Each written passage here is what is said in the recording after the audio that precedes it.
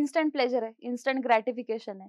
म्हणजे मला जर चांगलं फील करायचंय आता, तर मला त्यासाठी मला पटकन मिळतंय ना, म्हणजे मला त्यासाठी काही एफर्ट नाही घ्यायचंय. म्हणजे पूर्वी माझं कसं होतं, की आपल्या सगळ्यांचंच. आपण एक अभ्यास आपण ठरवायचो, की मी आज हा धडा करणार.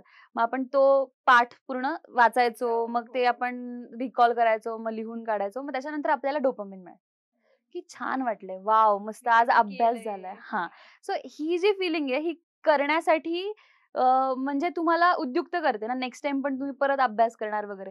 सो सेम गोष्ट इथे घडते, की ज्यावेळेस तुम्हाला आनंद मिळतो इन्स्टंट, तर तुम्हाला परत उद्युक्त होता तुम्ही, की यार हां. परत मला तो आनंद हवाय. म्हणून तुम्ही याला आपलं सर्कल जबाबदार आहे.